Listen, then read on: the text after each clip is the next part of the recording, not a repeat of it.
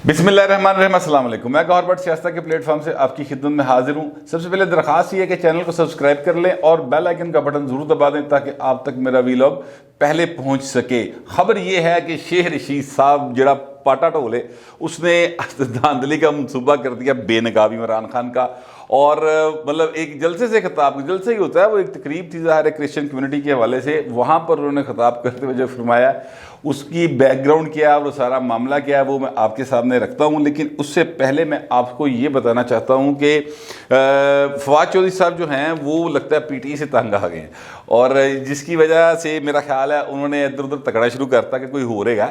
वो फवाद चौधरी साहब जो हैं उन्होंने कल जो पेशावर में जलसा हुआ बिलावल साहब ने किया, पीपल्स पार्टी का योम तसीस था 54वां, वहाँ पर उन्होंने दोनों जमातों को रगड़ा, मतलब बेदरेग रगड़ा। पीटीआई को, इमरान खान को, तो उन्होंने कहा ये तो कौम को धोखा दे रहा है, ये शहीदों के खून से गद्दारी कर रहा है, ये टीटीपी के साथ जो रात के अंधेरे में मुज़ाकरात किए गए हैं और वो सीज़ फायर किया गया है, ये बाकायदा तौर पे शहीदों के खून से के साथ गद्दारी की गई है।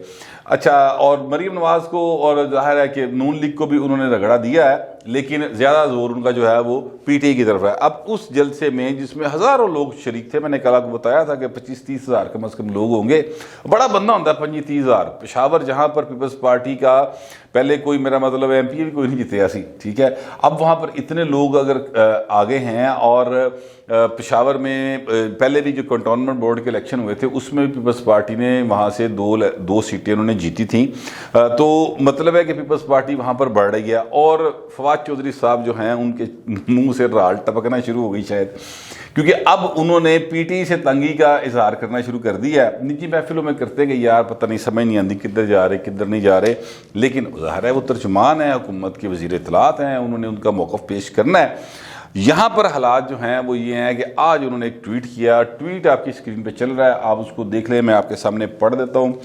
ट्वीट ये कहता है कि कल पेशावर में पीपल्स पार्टी का जलसा खुश आइंद है, पाकिस्तान को वफाकी जमातों की ज़रूरत है, नून लीग को भी सेंट्रल पंजाब से बाहर निकलना चाहिए। इन जमातों की क़यादत बदकिस्मती से बहुत सतही है और इनके पास कोई एजेंडा भी नहीं, लेकिन बहर इलाक़ाई और शिद्दत पसंद सियासत तब ही ख़त्म होगी जब कौमी सियासत होगी। यानी मतलब कहने का ये है कि इधरों उन्होंने एवी बिलावल साहब या पीपल्स पार्टी ने अपने एक्स बॉसेस जो हैं, यानी ज़ाहिर जरदारी साहब इनके एक्स बॉस हैं, और ये बाकायदा बॉस थे, मतलब जरदारी साहब जो हैं वो कोई ऐसे नहीं थे कि सिर्फ इनकी पार्टी के लीडर थे या उस पार्टी में से वो लीडर थे, ये बाकायदा बॉस कहा करते थे जरदारी साहब को। इसी तरह बिलावल साहब को ये बॉस कहा करते थे। तो अब वो उनको राज़ी करने के चक्कर में पड़ गए हैं। पीटी में इनकी मेरा ख्याल हालात टाइट हैं, या जहाँ दीदा आदमी हो सकता देख लिया हालात बड़े खराब ने, महंगाई कितने दी कितने चली गई है, और लोगों के हल्के दे जाइए तो हालात नहीं बनते। क्योंकि ये पिछले दिनों एक उन्होंने छोटी सी कॉर्नर मीटिंग सी की थी, अपनी तरफ से तो बहुत बड़ा उन्होंने जलसा करने की कोशिश की अपने हल्के में, लेकिन वो छोटी जी रह गई और लोगों ने वहाँ पर बड़ी बातें भी सुनाई इनको। मेरा ख्याल उसका असर शायद इनके ऊपर आ रहा है, और ये अब दूसरी नवी थान लबन की कोशिश कर रहे हैं। फवाद चौधरी साहब जो हैं इन्होंने सियासत का आगाज़ तो पीएसएफ से किया था, पीपल्स पार्टी ही की मतलब उसमें से शुरू किया था, लेकिन दरमियान में फिर ये चले गए जनाब काफ लीग की तरफ, काफ लीग से निकले तो जनाब वो चले गए उधर परवेज़ मुशर्रफ की पार्टी की तरफ, परवेज़ मुशर्रफ से निकले तो पीपल्स पार्टी की तरफ आ गए, पीपल्स पार्टी से निकले तो पीटी में चले गए। अब मेरा ख्याल ये वापसी का अमल दोबारा शुरू करना चाहते हैं, ये मेरा ख्याल है। मतलब इससे आज मैं गया था पीपल्स पार्टी पंजाब के ऑफिस में, वहाँ पर राजा परवेज़ अशरफ भी थे, हसन मुर्तज़ा साहब भी थे, आसफ भाकट साहब भी थे, राय शाहजहाँ खरल साहब भी थे, बहुत सारे एजाज सम्मा साहब, बहुत सारे जो इनके अहदेदार हैं उनसे मुलाकात हुई। वहाँ पर ज्वाइनिंग हुई है, मुस्लिम लीग नून के एक साबिक टिकट होल्डर हैं, उन्होंने ज्वाइन किया है, N133 में वो सूबाई टिकट होल्डर थे, उन्होंने ज्वाइन किया पीपल्स पार्टी को। तो वहाँ पर मैंने पूछा, मैं कि यार फवाद चौधरी साहब जोड़े ने गल्ला कर रहे थे वापसी का कोई राह खुला है, तो उन्होंने कहा यार ये तो हर वक्त, ये तो हर जगह पे जाने की कोशिश करते रहते हैं, लेकिन मसला ये है कि हमने तय किया कि कुछ लोगों को किसी सूरत नहीं लेना, और फवाद चौधरी उनमें फाल करते हैं। पता नहीं, मतलब ये भी हो सकता है सियासी स्टेटमेंट हुए, क्योंकि ज़ाहिर है जो जेलम का इनका हल्का है वहाँ पर इन्होंने बड़ा पॉपुलर वोट लिया हुआ है। अब पता नहीं वो पीपल्स पार्टी के जाके बड़ा स्टांस बदल ले, लेकिन फवाद चौधरी जैसा आदमी जो है वो उडारी मारन के चक्कर से, कुल मिला के उनकी ट्वीट का मकसद जो है, ये मतलब जो है वो सियासी हलकों में यही लिया गया है। अच्छा जी, अब शेख रशीद साहब जो हैं उन्होंने जो फरमाया है वो आप ज़रा उसको समझिए। उन्होंने कहा है कि जनाब ये जो ओवरसीज़ पाकिस्तानीज़ को हमने वोट का हक दिया है, इससे ओवरऑल जो हलके हैं कौमी असम्बली के 80 हलकों पर इसका असर आएगा जनाब, और 40 हल्के तो सिर्फ पंजाब में हैं जहां पर इसका असर आएगा। अच्छा, अब आप इस बात से अंदाज़ा लगा लें कि ये उन्होंने एक्चुअली बड़े तरीके के साथ इमरान खान का मुस्तकबिल का जो धांधली का मंसूबा, जिसको कि नून लीग, पीपल्स पार्टी, सारी सियासी जमातें कहती कि धांधली का मंसूबा है, और बिलावल साहब ने भी कल भी कहा कि जनाब हम किसी सूरत इसको कामयाब नहीं होने देंगे, और तो वो उन्होंने बेनकाब कर दिया शेख रशीद साहब ने। शेख रशीद साहब का मसला ये है कि इन्होंने मुँह च गल लाई हुए रुकदी कोई नहीं, ये बात कर देते हैं पकड़ के। और वो उन्होंने बात कर दी है कि हमारी जो है ना वो अगला साडा लाया अमल इमरान खान का क्या है, और वो लाया अमल जो है वो यही है कि जनाब ये वोट पड़ेंगे बाहर से, ईवीएम के ज़रिए पड़ेंगे, ना कोई रिकॉर्ड, ना कोई छानबीन हो सकेगी, ना गल ना बात। उतरो जनाब 40 पंजाब चो कौमी असम्बली सीटां कढ़ लाँगे, ओवरऑल 80 कढ़ के तो जनाब असी जित गए भी जित गए, हे जमालो ये करना शुरू कर देंगे। ये मनसूबा जो है शेख रशीद ने कर दिया बेनकाब। अच्छा, अब ये क्यों ओवरसीज़ पाकिस्तानीज़ को बहुत ज़्यादा हुकूमत जोर ला के बाकायदा मतलब अड्डियाँ चुक के इन्होंने वोटिंग राइट दवाया। वोटिंग राइट उनके पास पहले भी था, मतलब ये है कि वो पाकिस्तान आके वोट डाल लेते। अब भी जो उनको वोट दिलवाने की उन्होंने कहा कि जिथे जिथे रह रहे हो उत्थे रह के वोट पा दो, तो वो क्यों कर रहे थे? वो इसलिए कर रहे हैं क्योंकि पाकिस्तान के अंदर महंगाई अब पाकिस्तान की तारीख में बुलंद तरीन सतह पर चली गई है। ये जनाब नवंबर के महीने में महंगाई की जो ओवरऑल शरह रही है वो 11.5% रही है सर। शहरी इलाकों में जहाँ पे मैं रहता हूँ वहाँ पे 12% तक महंगाई रही है, देही इलाकों में 10.9% तक रही है। मैं पल्ले नहीं कह रहा, ये हुकूमत का एक अदारा होता है, अदारा शुमारियात उसे कहते हैं। उन्होंने स्टैटिस्टिक्स यानी फिगर्स जो हैं वो आउट किए हैं, उसके हिसाब से ये मैं आपके सामने रख रहा हूँ। अब ये महंगाई का असर किस पे पड़ रहा है? आप पे पड़ रहा है, मेरे पे पड़ रहा है। वो सारे लोग जो इस धरती के ऊपर रहते हैं, जो इस मुल्क से प्यार करते हैं, जो अपनी मिट्टी से प्यार करते हैं, जेड़े अपनी मिट्टी छड़ के बाहर नहीं जाना चाहते, 22-23 करोड़ इंसान जो इस मुल्क में बसता है, ये उसको इफ़ेक्ट कर रही है। और उस इफेक्ट वो जो बंदे उसमें शामिल हैं 22-23 करोड़ में से, उसमें से फ़र्ज़ करें अगर 22 करोड़ है तो 22 करोड़ में से तो 21 करोड़ को तो ये ज़रूर कर रही है मुतासिर। 1 करोड़ ऐसा हो सकता है जिसमें एलीट क्लास के लोग हों, जो ऐसे सैलरीड क्लास के लोग हों, जो कारोबारी ज़रात जिनको इतना को फ़र्क नहीं पड़ता। बाकी जो 21 करोड़ है वो पिसिया पे है, उन्होंने तो वोट कोई नहीं ना पाने, उन्होंने तो जाना अपने अपने हिसाब के नाल। तो लिहाजा ये जो ओवरसीज़ पाकिस्तानीज़ हैं इनको महंगाई का असर नहीं पड़ता। ये लंदन बैठा है, अमेरिका बैठा है, कोई जर्मनी बैठा है, कोई कनाडा बैठा है, उनको तो वहाँ पर महंगाई पाकिस्तान की असर नहीं कर रही। वहाँ पर बैठ के वो यहाँ पर वोट करेंगे, उत्थे बैठ के उत्थे वोट पा देंगे, अल्लाह अल्लाह खैरी सल्लाह। हालांकि असल बात यह है कि अगर वो इस पाकिस्तान से मोहब्बत करते तो भाएं पाकिस्तान छड़ के कल ही गए हो, वापस आइयो। इमरान खान तुहाडा एडा हैंडसम वजीर है, साढ़े सिर ते भाया जे आके भुगतो इनू भाएं।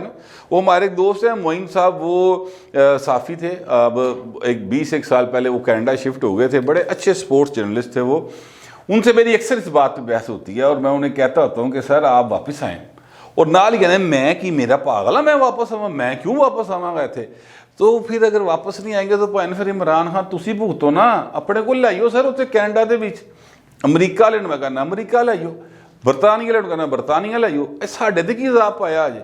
तो वो उनको असर कोई नहीं पड़ता, बल्कि उनको फ़ायदा होता है। फ़ायदा कैसे होता है? फ़र्ज़ करते हैं कि पाकिस्तान से बाहर जो लोग हैं वो अपने पीछे माँ बाप को, बहन भाई को, चाचे को, दादी को, मामे को पैसे भेजते हैं ना, जिसको हम वो कहते हैं फॉरेन रेमिटेंसेस, ठीक है, तो वो भेजते हैं। तो वो जो 30 अरब डॉलर की वो हर दफ़ा इमरान खान कहता है इस दफ़ा बढ़ गई हैं, तो वो अपने घर वालों को भेजते हैं। वो घर वालों को पहले डॉलर था जनाब 110 रुपये का, तो वो ज़ाहिर है कि $1 110 आते थे। अब डॉलर है आज के रेट में 176 रुपये का, तो 176 रुपये तो उन्होंने तो भाई 66 रुपये बढ़ गए ना डॉलर, मगर तो उनको फ़ायदा होता है। मैं और आप ना डॉलरों में कमा रहे हैं, ना हम जो हैं यहाँ पर वो कनाडा का माहौल इंजॉय कर रहे हैं, ना हमें हेल्थ फ्री है, ना हमें एजुकेशन फ्री है, ना साड़ी सिक्योरिटी का कोई जिम्मा है। तो ये सारी सहूलतें बाहर बैठ के ले रहे हैं और फैसला करेंगे पाकिस्तान के, आपके और मेरे मुस्तकबिल का। पंजाब के अंदर 40 हल्कों के कौमी हल्के और ओवरऑल 80 कौमी असम्बली के हल्कों पर यह फैसला साज साबित होंगे। ये शेख रशीद ने कहा, वजीर दाखिला ने पाइन जेड़ा कि इमरान खान के मुछ तो नहीं नाकद ही वाल हो सकता कि इमरान खान की मुछा कोई नहीं। तो ये उन्होंने जो है ना बाकायदा तौर पर कर दिया, अपना भांडा फोड़ दिया कि जनाब ये साढ़े टोटल मनसूबा है, असी अगली बारी इस तरह इलैक्शन जितना है। साथ ही साथ फवाद चौधरी साहब ने कल एक प्रेस कॉन्फ्रेंस की और उन्होंने कहा कि जनाब अगर EVM के जरिए इलैक्शन नहीं ना होना फिर असी इलैक्शन कमीशन को फंड नहीं देने। अब ये देखिए किस क्लास की ब्लैकमेलिंग है। एक आईनी अदारे के साथ एक हुकूमत जो कि 5 साल के लिए आई है। वैसे हुकूमत की मुद्दत 5 साल नहीं होती, फ्रैंकली ये असम्बली की मुद्दत होती है 5 साल। उस असम्बली के अंदर जो जब तक जो वज़ीर-ए-आज़म वो बनता है जब तक वो मेजोरिटी के एतमाद को इंजॉय कर रहा होता है। जिस दिन उनको मेजोरिटी नहीं रहती वो वज़ीर-ए-आज़म नहीं रहता, ये आइन है। लेकिन इमरान खान कहता 5 साल के लिए आए हैं, पता नहीं तेनों किसी ने लिख के दिता होगा भाई, आइन में ऐसी बात नहीं है। इन हाउस चेंज कभी भी आ सकता है। वो अब हमारी जो सियासी जमातें हैं अपोजिशनली हैं वो अपनी मतलब जूतियों में डाल बटी हुई उनके, तो वो अलग बात है और भुगत हम और आप रहे हैं। तो मतलब ये है कि वो उन्होंने उनको ब्लैकमेल करना शुरू कर दिया। इमरान खान की हुकूमत आ जाए कल नहीं हो सकती, आईनी तौर पे यही सूरत हाल है। लेकिन इलेक्शन कमीशन ऑफ पाकिस्तान जो है वो एक मुस्तकिल अदारा है, आईनी अदारा है और उसको हुकूमत कर रही ब्लैकमेलिंग, खुलेआम तड़ी ला रही कि असी फिर तुहानू फंड नहीं देने। ये इतना EVM पर जोर, अब मैं जो सारी बात मैंने को बताई उसका मतलब ये इन्होंने पता है सानू पाकिस्तान जो वोट नहीं पैने, सानू तो इतों कुछ होर पैना है, मतलब हल्के में जाएंगे। और उसका मैं आपको सबूत देता हूँ। मैं पहले ये बात क्या करता था, लोग मेरी बात मानते नहीं थे, नहीं देखो डस्के दे इलेक्शन देखो कितने बारे वोट लै गया हो। असल मसला क्या है? असल मसला ये है सर कि अब N 133 का इलेक्शन है, वहां पर बाकायदा प्लान करके PTI ने अपने कैंडिडेट को नाहल करवाया, प्लान करके, और उसके नतीजे में अब PTI जो है वो बाहर बैठी है और बड़े मज़े ले रही है कि जनाब की सूरत हाल जा रही है। पीपल्स पार्टी वाले भी कहते हैं, नून लीग वाले भी कहते हैं कि ये जो पैसे बांटने की वीडियोस हैं ये सारी फेक हैं और ये बना के PTI ने फेंकी हैं ताकि दोनों जमातों को जलील किया जा सके। आज़मा बुखारी साहबा को मैंने सुना है और हसन मुर्तज़ा साहब को भी सुना है। ARY में शायद बदामी साहब का प्रोग्राम था। इसके अलावा भी मैंने वहाँ पे ख्वाजा इमरान नज़ीर साहब हैं और लोग हैं वो नून लीग के, उनसे मेरे राब्ते रहते हैं, तो वो यही बताते हैं कि सारा PTI का कीता कराया है। तो कहने का मतलब ये है कि ये बाहर बैठ के मज़े ले रहे। वो क्यों उन्होंने नहल करवाया? इसलिए कि वो जमशेद इकबाल चीमा साहब ने कागज़ जमा कराने से पहले 1-2 जगहों पर गए। UC नंबर 235 है और एक है बिहार कॉलोनी, वहाँ पर बिहारी कम्युनिटी रहती है। वो वहाँ पर गए थे तो वहाँ पर इनको बाकायदा जूतियाँ छोड़ के भागना पड़ा। लोग इस तरह इन्होंने मगर पे उन्होंने ने हिसाब लाया, हो भाई हालात तो बड़े ख़राब ने। ये वहाँ पर जो लोग हल्के में मौजूद हैं, अगर वो मेरा वीलॉग देख रहे हैं तो उनको इस बात का पता है, इस बात का कि ये ऐसा वाक़या हुआ था कागजात जमा करवाने से पहले। उस तो बाद उस भाई ने गल की थी और नतीजा ये निकला कि टेक्निकली आउट हो गए, साइड पे बैठ गए क्योंकि हल्के में जाने के हालात इनके नहीं हैं। ये हालात हैं और इन्हीं हालात की वजह से इन्होंने सोचा कि जनाब ओवरसीज़ पाकिस्तानियों तो बड़े से मजे लोशे करा रहे हैं ना, पिछले पैसे भेजते हैं। पहले 110 रुपये आते थे नवाज शरीफ दौर च, हूँ जनाब 176 रुपये आते हैं, तो उन्होंने लोशे हो गए। बाहर बैठे हुए हैं तो बाहर उनको तो महंगाई कुछ नहीं कह रही, उनको तो यहाँ बोल के महंगाई फ़ायदा दे रही है, लिहाजा उन्होंने वोट बनाओ, नाले हमदर्दियाँ लवो, धांधली करांगे 80 सीटां के उत्ते तो फिर हुकूमत बना लांगे। ये एक प्लान का हिस्सा है जिसको आज शेख रशीद साहब ने बेनकाब कर दिया है। और N 133 की हद तक मैं आपको बताऊं कि तहरीक-ए-इंसाफ वाले बहुत ज़्यादा इस पर पूछ रहे हैं हर एक से। मतलब फवाद चौधरी साहब ने मेरा ख्याल शायद पिछले इतवार को वो आए हुए थे लाहौर में, तो साफ़ियों के साथ जिनके साथ बैठे हुए थे उन्होंने पूछा, शहजाद मलिक साहब है पाकिस्तान अखबार के रिपोर्टर हैं पॉलिटिकल, तो उनसे पूछा कि यार N 133 की बन रहा है? तो उन्होंने कहा जी कि मुकाबला जो है वो बड़ा सख्त है, लेकिन मुझे लगता है पीपल्स पार्टी की जगह मेरे लिए भी वैसे ये गल करना फ़िलहाल हज़म नहीं होती है गल, लेकिन उस बच्चे ने मेरा ख्याल कह दिया। तो फवाद चौधरी साहब ने उनका कंधा थपथपाया और मुस्कुराया, कहा कि आपकी रिपोर्ट ठीक है। ये उस बंदे के बकौला है शहजाद मलिक साहब कि मैं अपने पले नहीं जे कह रहा, अगर उसने झूठ बोला मेरे साथ तो ये उस पर गुनाह होगा, लेकिन जो उसने मुझे कल बताया मैं वो आपके सामने रख रहा हूँ। तो कहने का मतलब ये है कि जो पीटीआई है ना, उसके लोग, अहम तरीन लोग नवियाँ रवां लब रहे ने, ओवरसीज़ पाकिस्तानी जो हैं उनको भी उन्होंने खुश किया और धांधली के मंसूबे सामने आ गए हैं। शेख रशीद ने भांडा फोड़ दिया। इसीलिए कहते हैं कि जो नादान दोस्त होता है उससे दाना दुश्मन बेहतर होता है। लेकिन इमरान खान के गिरद भाएन उंज दे ही होने हैं ना, खाना दे खान परोने शेख रशीद वर्गे ही होने, होर किहो जे तुहाडे मेरे नाल दे ते नहीं हो सकते। फिल वक्त इतना ही, मिलते अगले व्लॉग।